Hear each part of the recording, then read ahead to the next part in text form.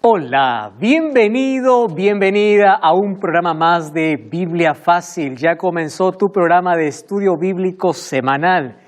Me da tanta alegría de que tú puedas estar una vez más allí conectado a la TV Nuevo Tiempo o tal vez viendo este programa a través de YouTube o a través de las redes sociales. Ya sabes que estamos en Facebook como también en Instagram. Y gracias allí por acompañarnos cada semana. Qué bendición es poder abrir la palabra de Dios.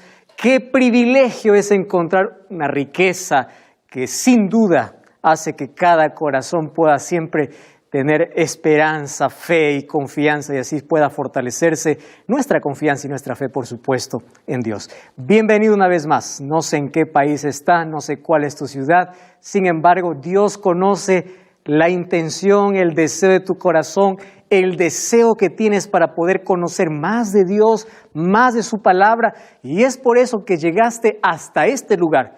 Y yo te felicito por aquel deseo que tienes, porque es un llamado del Espíritu Santo para entregarte una misión especial, para entregarte su verdad y para juntos comprenderla, aceptarla y vivirla. Bienvenido. Sabes que estoy aquí junto a 7 amigos que son de diferentes países. Ellos dejaron sus hogares, sus actividades para poder estudiar la Biblia. Y estamos en una temática muy especial, hablando acerca de el santuario. El título de esta temporada es Santuario, el camino de Dios. Y ya descubrimos en el primer programa de que el plan de salvación fue mostrado para el pueblo de Dios a través del santuario. Y que todo lo que se hacía en el santuario apuntaba hacia el ministerio glorioso y sublime de Jesucristo. Y hoy vamos a ver de que no solamente existió o existe un santuario en el cielo, sino que también Dios dio la orden para que en la tierra pueda haber un santuario, para que el pueblo de Israel y todas las futuras generaciones puedan comprender a través del santuario todo el plan de salvación. Muy bien, amigos, estamos listos entonces para un capítulo más de Biblia Fácil. Vamos a abrir la Biblia, estamos con Biblia en mano y hoy vamos a descubrir este fascinante tema en nuestro segundo estudio sobre el santuario. Y nuestro tema de hoy es el santuario terrenal. Antes de poder leer la palabra de Dios, vamos a pedir como siempre la dirección divina. Vamos a orar. En el programa anterior nosotros hablamos de que existe un santuario celestial. Ese santuario es la morada de Dios. Allí está el trono de Dios. Y que en ese santuario un día también estuvo allí quien originó el pecado, o en quien se originó el pecado, que fue Lucifer. Así que ese santuario fue contaminado. Entonces, el santuario pasó de ser la morada de Dios a tener una nueva función, una función soteriológica, que tiene que ver con el asunto de salvación ofrecida por Dios para el ser humano. Sin embargo, no dejó sus otras funciones, porque el santuario continúa siendo un lugar de adoración y continúa siendo la morada de Dios. Hoy vamos a ver del por qué hay tanto dolor, sufrimiento, problema, injusticia, maldad en el mundo. Probablemente la pregunta más común de todos los seres humanos sea ¿por qué? Especialmente cuando algo nos interrumpe en la vida. Tú estás yendo bien, tú eres una persona honesta, eres una persona justa, eres un buen padre, un buen ciudadano, y de pronto ocurre una tragedia inesperada. De pronto algo interrumpe la vida, algo quiebra los sueños. Entonces la pregunta natural del ser humano es ¿por qué? Es natural, porque y uno empieza a revisar su vida pensando de que Dios está en el cielo listo para poder castigar a quien se porta mal. Muchos tienen el concepto así de Dios, ¿verdad? Dios está allí viendo quién está descarriado, quién se aleja. Entonces hay personas que dicen, te está sucediendo eso por castigo. Sin embargo, el sufrimiento tampoco tiene una explicación lógica. Hablar del sufrimiento es un tema que nunca vamos a llegar a una conclusión exacta. ¿Por qué? Porque hay sufrimiento causado por el pecado. Hay sufrimiento causado por nuestras elecciones, por nuestras decisiones.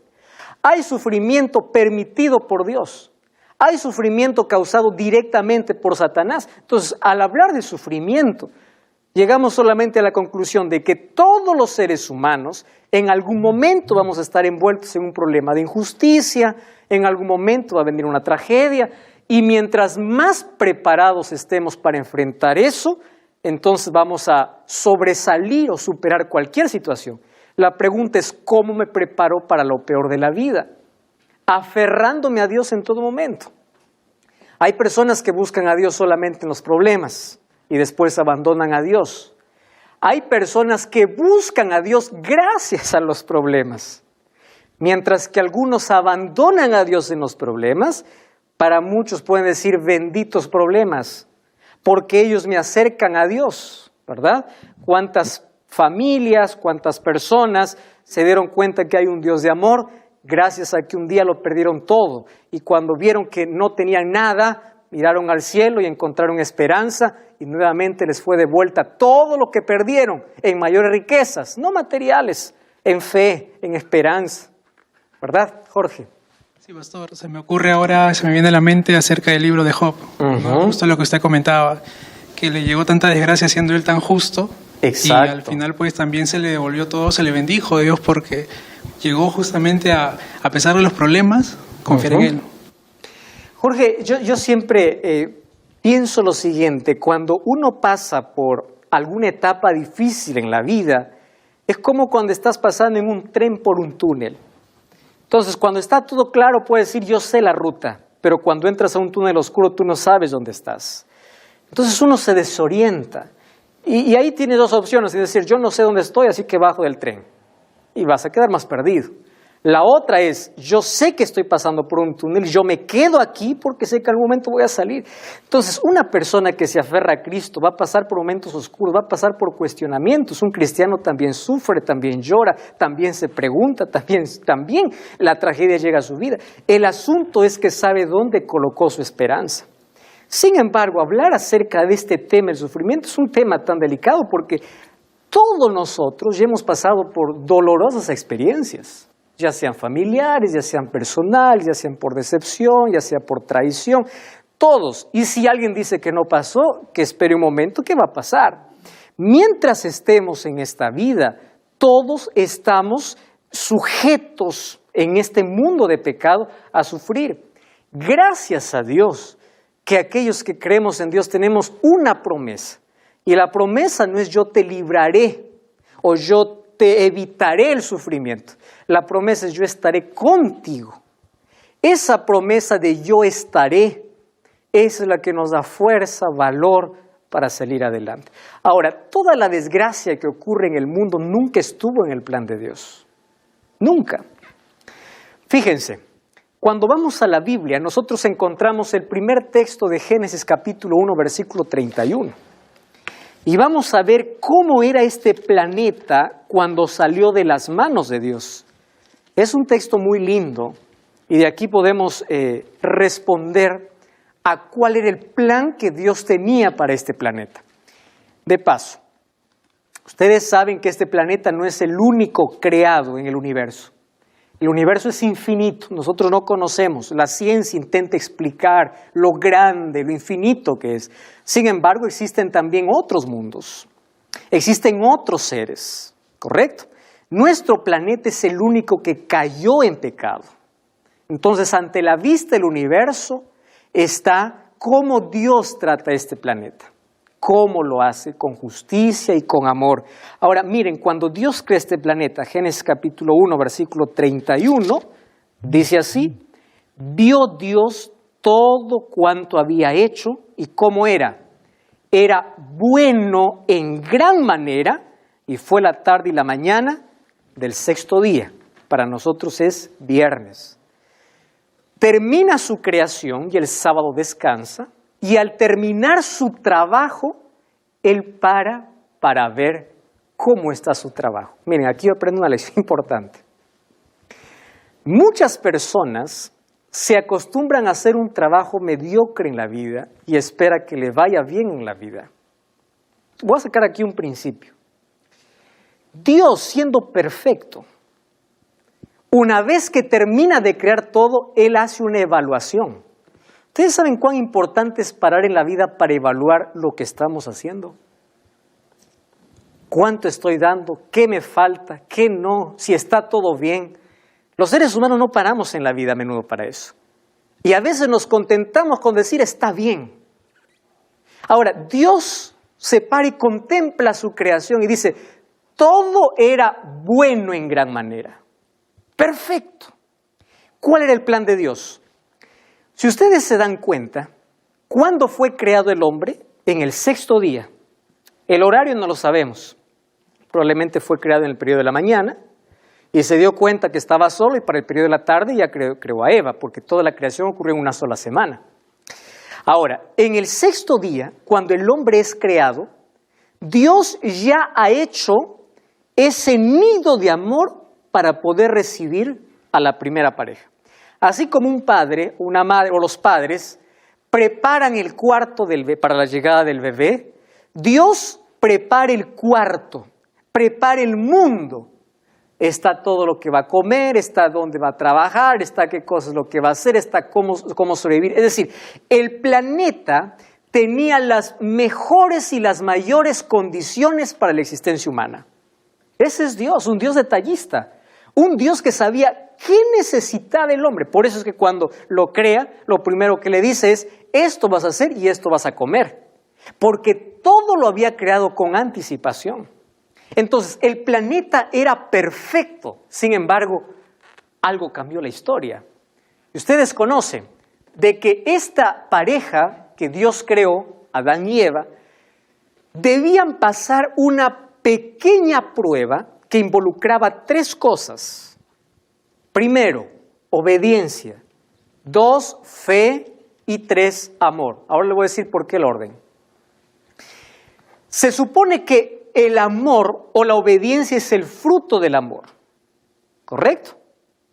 La fe en Dios también tiene que estar acompañada del amor a Dios. Todo depende del amor. Tú puedes hacer tantas cosas para Dios y sin amor no tiene sentido. Puedes ser un religioso estricto, pero si no amas no tiene sentido. Y la Biblia habla mucho acerca de eso. Ahora, fíjate una cosa. La prueba consistía en algo tan simple. Para mí es simple. Y yo les voy a decir por qué. Primero, allí no se conocía la desobediencia. Ellos eran seres perfectos. Ellos no estaban inclinados hacia el mal.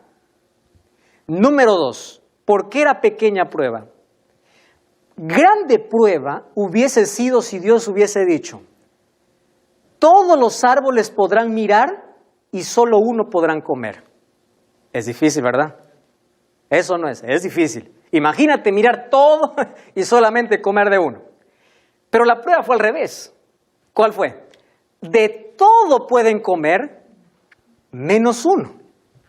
O sea, el asunto es simple. ¿Y por qué es el asunto simple? Alguien me hizo una pregunta hace algún tiempo. Dice, pastor, ¿no era más fácil para Dios evitar la prueba? Y ya se acabó todo el asunto. Nosotros estuviéramos sin problemas, no hubiera sufrimiento. ¿Por qué era necesaria una prueba? Razón simple. Porque ellos fueron creados seres libres. ¿Cómo pruebas la libertad de alguien si no le das poder para elegir? ¿Verdad? Yo no puedo decir, mi computadora, bueno, es una máquina, ¿no? Es libre, que ella no tiene capacidad para elegir. Dios no hizo computadoras, no hizo robots, hizo seres inteligentes para que usen su inteligencia y usen bien su libertad. Entonces, para que ellos puedan dar evidencia de que usaron inteligentemente su libertad, tenían que pasar por una pequeña prueba. Si ellos pasaban esa prueba, ¿saben qué hubiese pasado con este mundo? Hubiese pasado a formar parte de la familia celestial, porque era solamente una prueba necesaria. Una sola, ¿correcto? Ahora, ¿qué sucede? Ustedes conocen la historia y nosotros repetimos, ¿verdad? Como que heredamos eso desde Adán y Eva. Cada vez que alguien nos dice no, como que tenemos más curiosidad por descubrir qué es. Dile a un niño no y es lo primero que va a buscar y va a hacer. Dile a un joven no, te va a decir ¿por qué? Voy a probar y después veo si es bueno o es malo. Entonces Eva se acerca donde Dios le dice que no debe acercarse. Desde ahí ya comienza un problema. Los seres humanos no estamos acostumbrados a escuchar advertencias, ni de Dios ni de nuestros padres. ¿Por qué nos va mal muchas veces en la vida? Por no escuchar las advertencias. No te acerques, no tomes, no intentes, no pruebes. Pero el ser humano quiere cruzar la cerca. Y ahí viene el problema. Ahora, ¿qué sucede? Eva cruzó la cerca y ella fue engañada. Ustedes saben que la Biblia dice que quien fue engañado fue Eva, no fue Adán. Miren lo que dice el libro de 2 de Corintios capítulo 11. Vamos a la Biblia. 2 de Corintios capítulo 11, versículo 3. 2 de Corintios 11, 3. Si alguien tiene el texto puede leer también. ¿Sí? A ver, puedes leer por favor. Pero temo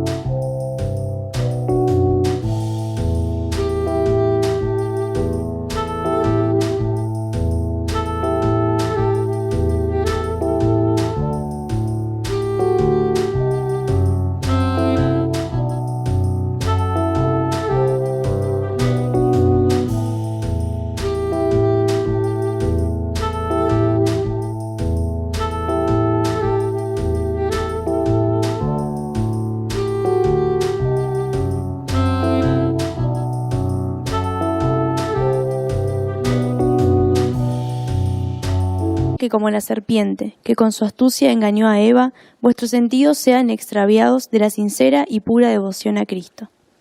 Wow. ¿Quién fue engañada? ¿Engañado? ¿Adán o Eva? Eva. ¿Y por dónde entró el engaño? Por los sentidos. Por eso Satanás siempre usa los sentidos para llevarnos a su terreno. Gusto, vista, oído, olfato, tacto. Él usa los sentidos. Por eso dice que Eva, primero cuando cayó en tentación, dice, vio. Sentidos, vio. De ahí tomó, tacto. De ahí comió, gusto. Escuchó. ¿Se dan cuenta que todos los sentidos están? Escuchó la voz de la serpiente. Ahora, cuando ella come del fruto, se va a ofrecerlo a Adán. Adán no fue engañado. Adán sabía que era desobediencia. Sin embargo, Adán decidió unir su destino a la de su mujer. Decidió unir su destino. Ahora, Apocalipsis 12:9 dice que esta serpiente es Satanás. Ahora, no es que la serpiente es Satanás, sino que Satanás usó la serpiente como un disfraz, como una máscara, ¿no?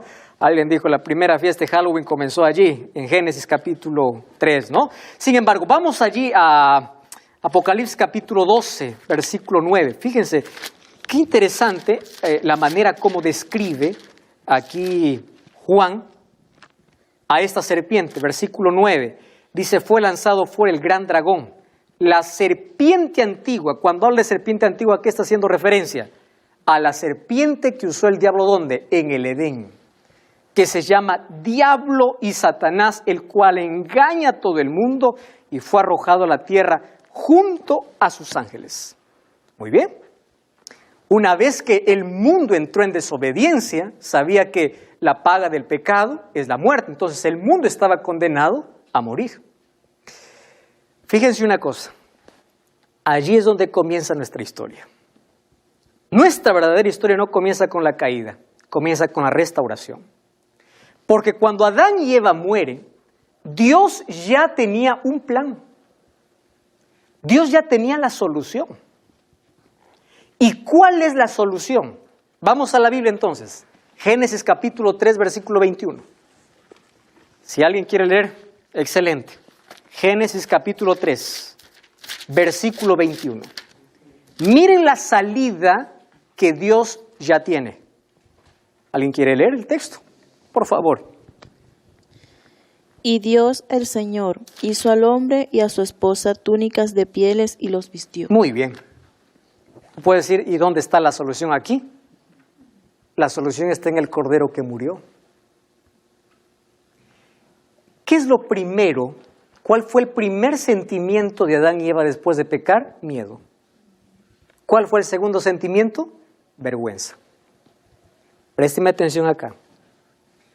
Las cosas que en este mundo hacemos, incluso gran parte de lo que llamamos moral, está basado en miedo y vergüenza.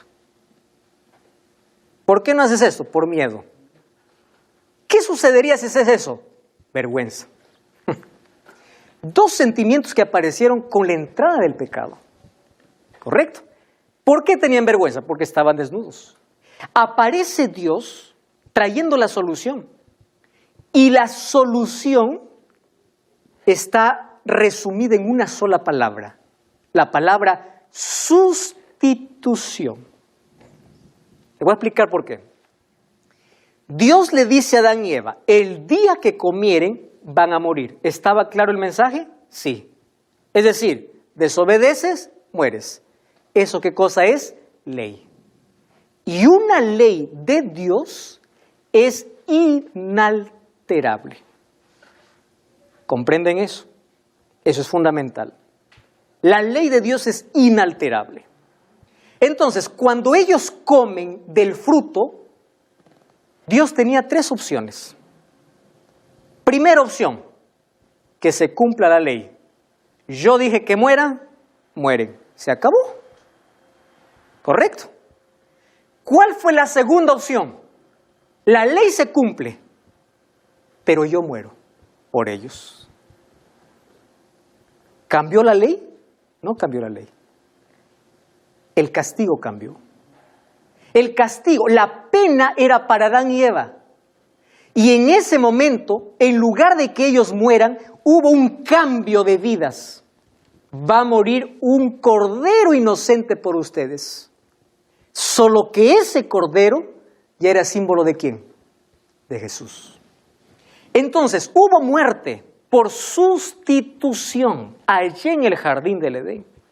Y ellos comprendieron bien. Por eso, fíjense lo que dice la Biblia en Apocalipsis capítulo 13, versículo 8. Este texto es clave, amigos. Apocalipsis capítulo 13, versículo 8. Vamos al último libro de la Biblia. Apocalipsis 13, 8. ¿Alguien encontró el texto allí y quiere leer, por favor? A ver, vamos allí. Y la adorarán todos los habitantes de la tierra, cuyos nombres no están escritos en el libro de la vida del Cordero, que fue muerto desde la creación del mundo. Muy bien. Fíjate una cosa. ¿El Cordero desde cuándo fue muerto, dice? Desde la fundación o desde la creación del mundo. Vamos a otro texto. Fíjense en este texto lo que dice 1 Pedro 1:18. Miren lo que dice la Biblia. Sabiendo que fuisteis rescatados de vuestra vana manera de vivir, la cual recibisteis de vuestros padres, no con cosas corruptibles como oro y plata, sino con la sangre preciosa de Cristo, como de un cordero sin mancha y sin contaminación, ya destinado, fíjense esta palabra, desde antes de la fundación del mundo. Es decir, la solución para el pecado no vino cuando Adán y Eva pecaron. Y aquí yo encuentro un principio que a mí me alegra. Antes de tus problemas, Dios ya tiene una salida. Y créelo, porque Él ya tenía la solución para el pecado antes de la entrada del pecado. Te voy a poner un ejemplo. ¿Cuántos son padres aquí? Levante la mano. 2, 3. Imagínate que te dejan allí, estás allí con tu bebé. Tiene 4, 5 meses de nacido. Entonces, él tiene allí una camita, ¿verdad? Y esa camita está estructurada como para que él no pueda caer, ¿verdad? Lo pones allí al lado de la almohada, le pones tablas, no sé qué cosa. Pero por si acaso él caiga, tú prevés una salida. Si en caso la almohada y las tablas no lo soportan, yo voy a poner algo en el piso.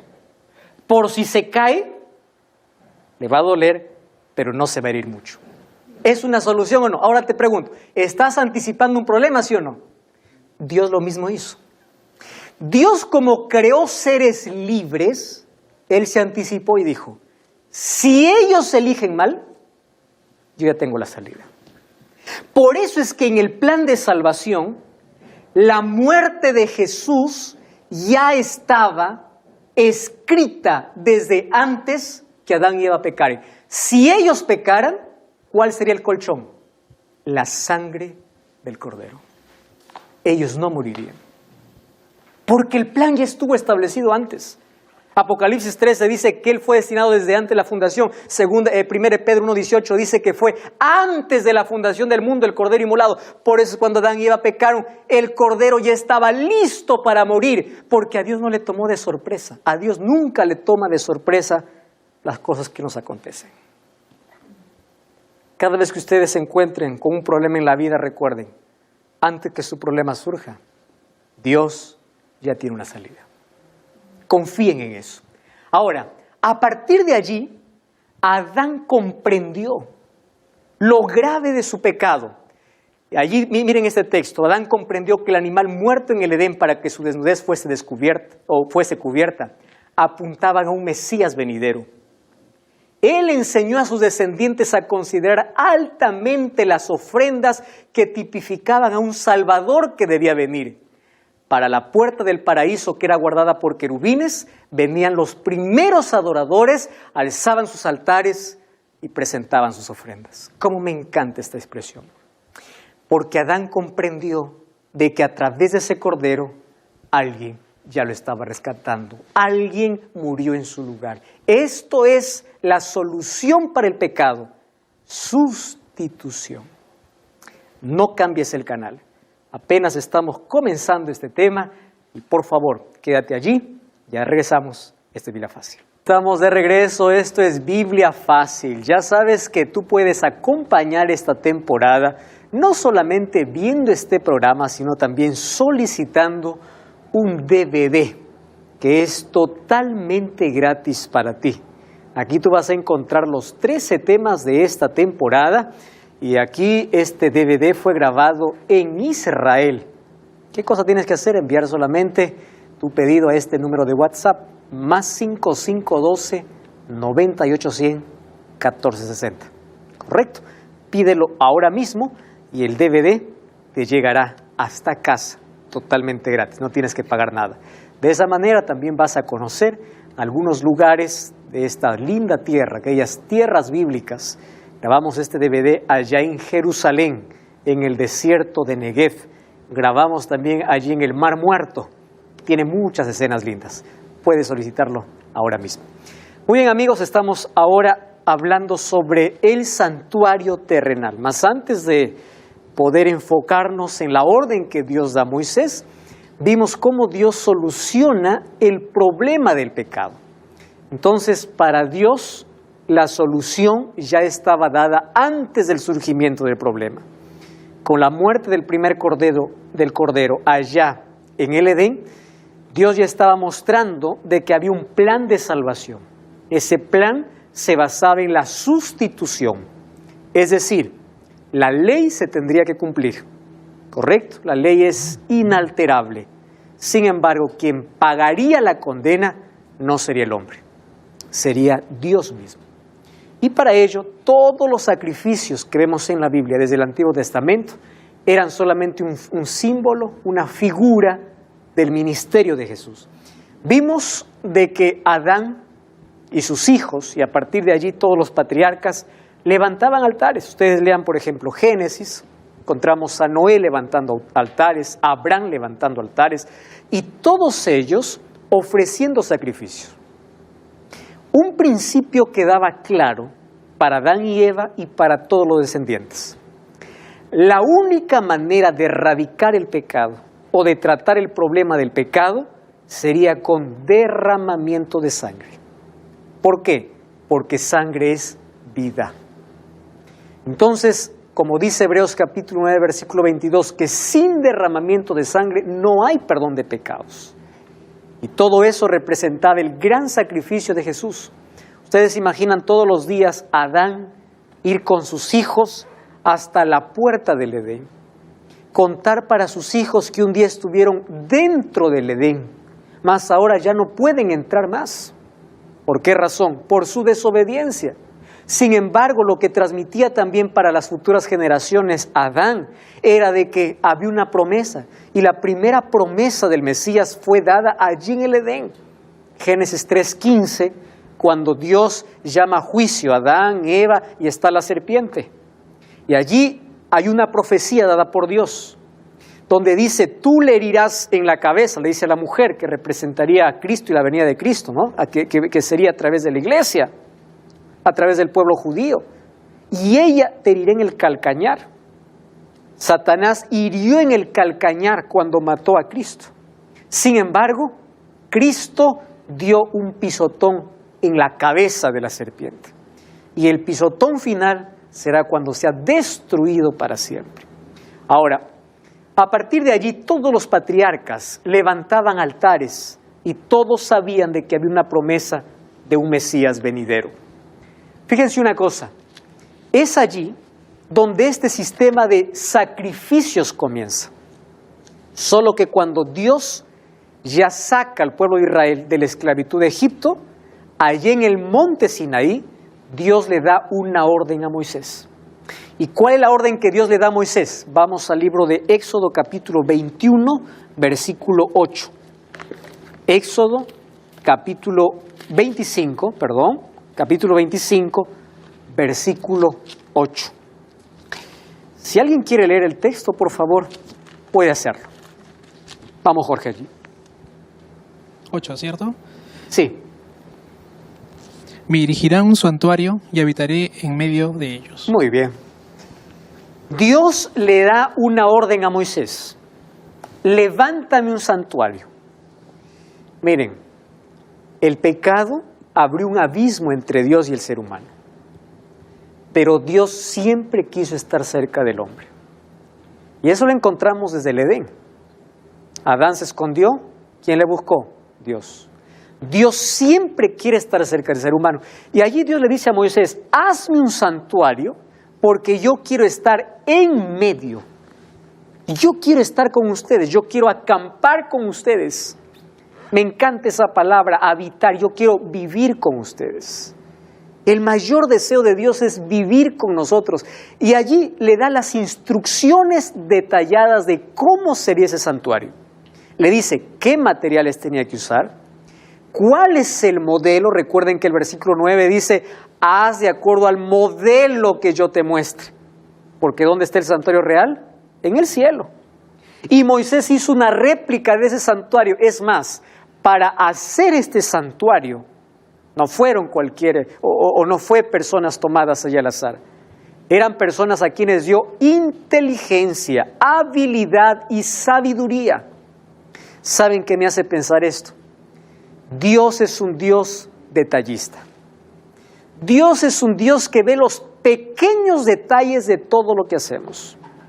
Y cuando se habla de salvación, Dios tiene detalles para cada acción. Es impresionante cuando Él le dice cómo tiene que ser ese santuario. Sin embargo, para levantar ese santuario, se necesitaba de recursos. Vamos al libro de Éxodo capítulo 25. Miren lo que dice el versículo 2. Di a los hijos de Israel que recojan una ofrenda, todo hombre. Y aquí vamos a ver cuántas veces se repite la palabra corazón. Fíjense una cosa. Todo hombre que dé voluntariamente de corazón. Dios no acepta la mayor riqueza que tú puedas dar si tu motivación no sea una motivación verdadera. Tú puedes hacer muchas cosas buenas.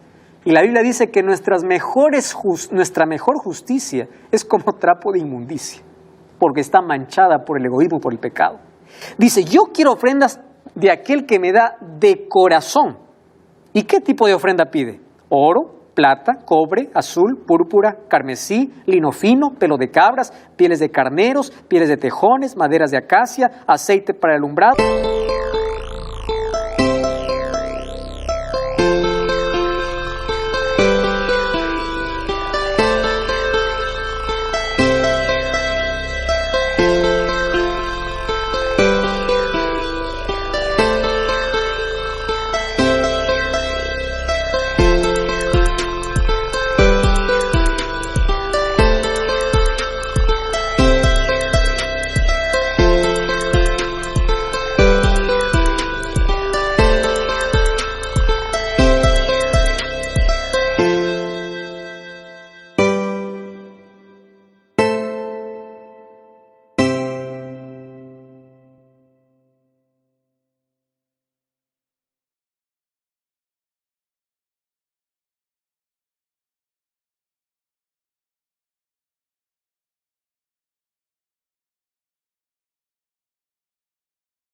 Etcétera.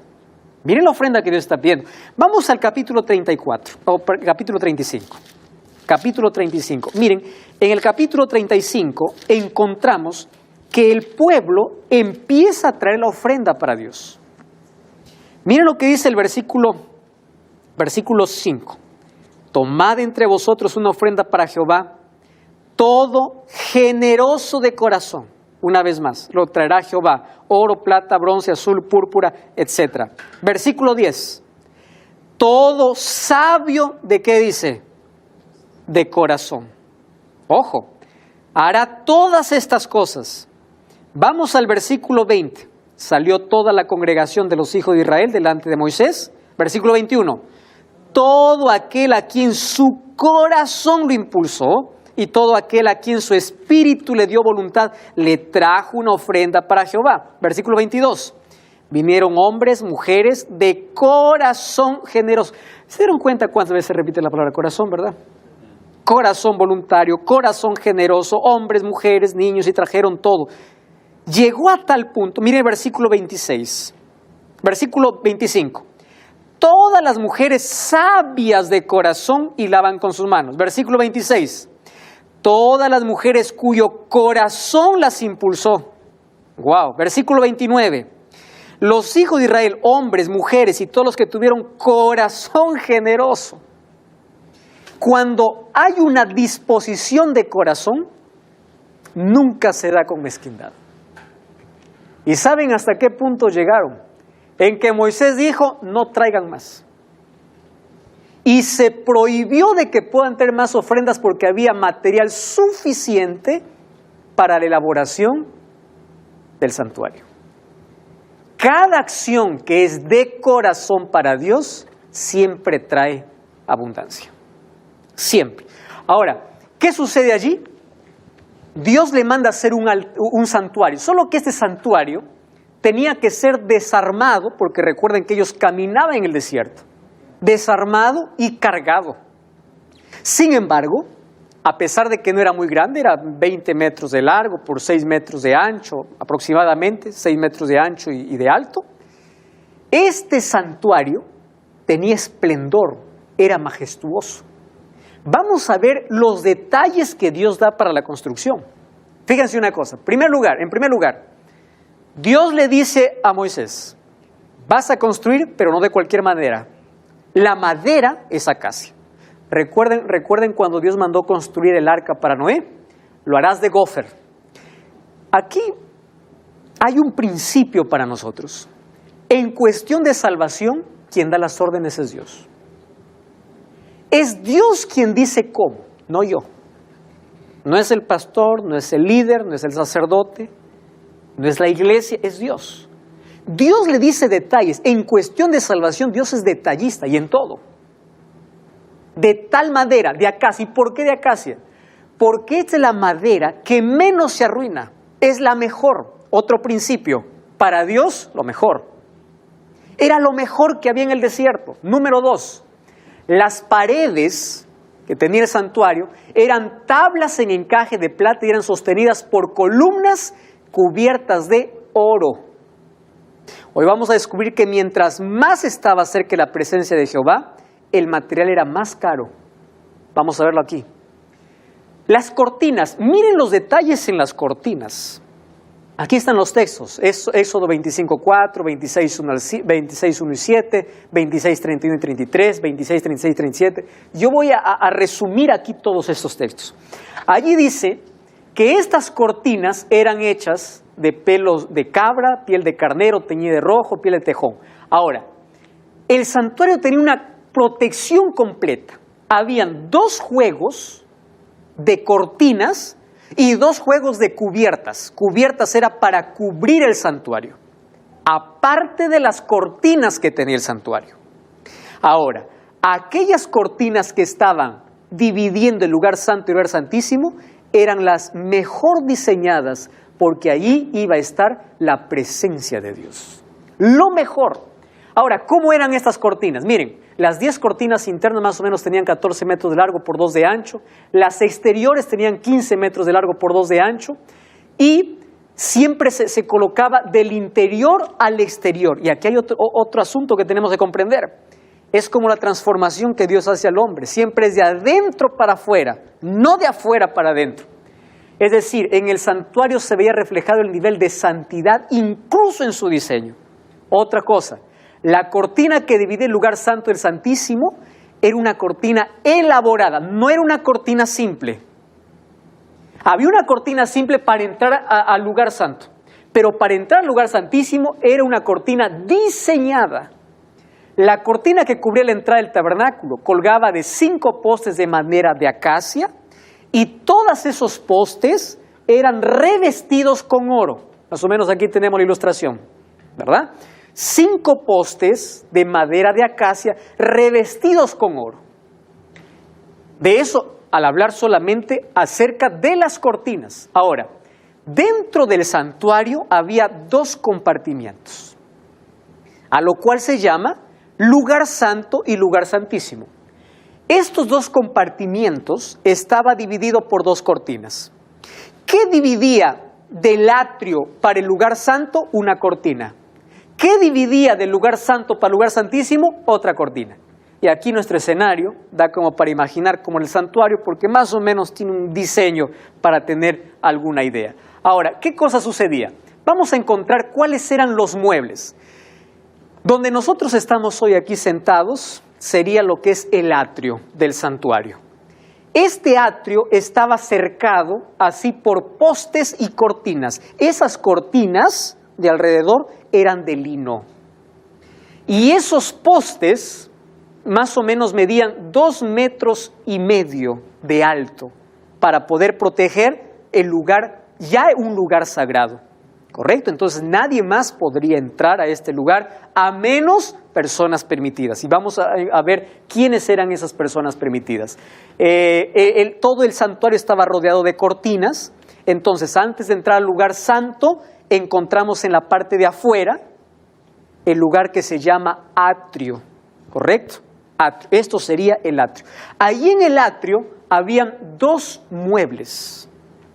Esos 2 muebles lo tenemos aquí. El altar de holocausto, esto era hecho de bronce. Y tenemos aquí un lavatorio, que también era hecho de bronce. Estos 2 muebles estaban en el atrio, ¿correcto? Vamos a ver algunas características. Por ejemplo, el altar de bronce tenía más o menos 2 metros de largo por 1 de ancho, y aquí se quemaban y se ofrecían ofrendas. Aquí se quemaba el holocausto. Aquí se colocaban las ofrendas. Aquí se hacían sacrificios. Y vamos a decir que esto era el mueble principal, porque no había sacrificio sin altar. Era en este altar donde se colocaba el cordero o cualquier ofrenda. Y este altar servía para 2 tipos de sacrificios. Sacrificio por el pueblo, que era todos los días. Morían 2 corderos, uno en la mañana y uno en la tarde, uno a las 9 de la mañana y otro a las 3 de la tarde. Y ofrendas por el pecado. Si yo había cometido un pecado en contra de Dios, traía mi cordero y el sacerdote me esperaba aquí, ahí al lado del altar. Yo traía la ofrenda hasta el altar Él me daba el cuchillo y yo degollaba el cordero. Luego colocaba aquí el cordero para ser quemado, después que yo mismo matara el cordero. Pero antes de matar el cordero, el pecador colocaba su mano sobre la cabeza del cordero y confesaba sus pecados. Eso se llama transferencia de pecado. Mi pecado pasa a un animal inocente. Entonces, ese animal inocente es mi sustituto para pagar la pena de mi pecado. ¿Quién moría en este altar? Un animal inocente. ¿Quién era el culpable? El pecador. Sin embargo, al colocar la mano sobre la cabeza, transfería los pecados. ¿Qué hacía el sacerdote? Traía la sangre y entraba al lugar santo. Y ahí vamos a ver en la próxima lección algunos ritos y ceremonias que existía y cómo esto representa a Cristo. Bueno, tenemos también la fuente de bronce. En esa fuente los sacerdotes se lavaban las manos y los pies antes de ofrecer el sacrificio o antes de entrar al santuario. Esta es una lección de purificación. De paso, que esa es una lección también que habla sobre limpieza y purificación de nuestra vida. Además de la limpieza y el aseo que debemos tener cada vez que entramos en la presencia de Dios. Esther. Tengo entendido que eran 2 corderos, uno que se lanzaba al bosque para morir. Exacto, en la mañana y en la tarde. Era el sacrificio continuo por todo el pueblo. Sí. Muy bien, tenemos otros muebles. Cuando entramos al lugar santo, habían 3 muebles. Un mueble era la mesa del pan de la proposición.